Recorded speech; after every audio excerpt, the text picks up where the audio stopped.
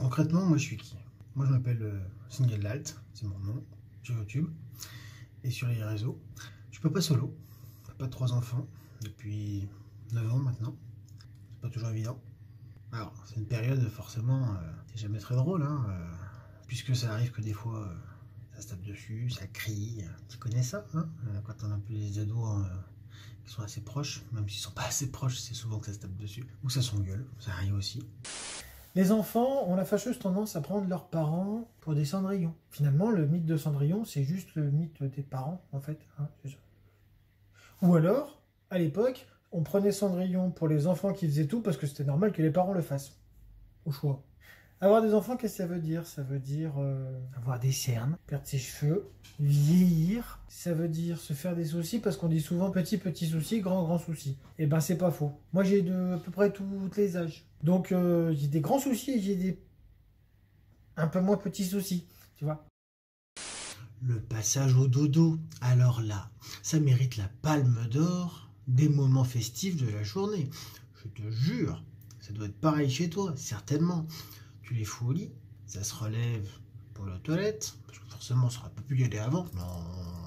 Après ça va se coucher, ça se relève parce que ça a oublié d'emplir la bouteille d'eau. Après ça va se coucher, ça se relève parce que ça a oublié de dire bonne nuit à la petite soeur ou au petit frère. Et après bonne nuit, et puis bonne nuit papa, et puis bonne nuit ma soeur, et puis bonne nuit mon frère.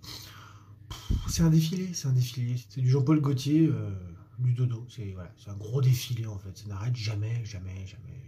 Tu les couches à 20h30, à 21h15 seulement, ça y est, c'est terminé. Pendant 45 minutes, c'est le défilé, de haute couture de préférence. En ce moment, il y a un truc qui m'énerve un petit peu légèrement quand même, c'est parce que, bon, je fume, hein, ça se voit en même temps, hein, j'ai envie de dire, mais depuis quand mettre des images dégueulasses sur des pots de tabac, ça donne envie d'arrêter de fumer?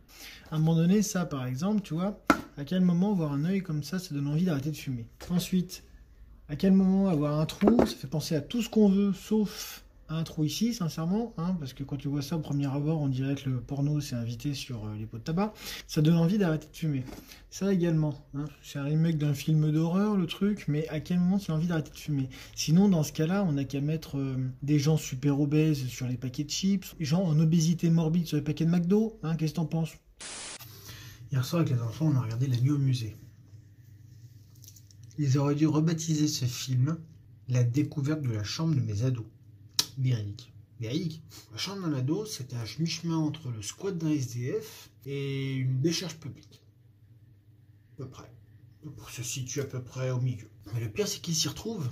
Toi, tu poses un papier, ou alors mieux, tu mets tes lunettes. Tu cherches tes lunettes partout, elles sont sur ton nez. Tu vois ce que je veux dire? On a tous connu ça. Tu es en train de téléphoner, tu cherches ton téléphone, il est à l'oreille. Tu vois ce que je veux dire? Eux, c'est Bagdad. Mère poule ne retrouverait pas ses petits, mais eux s'y retrouvent dans leur bordel.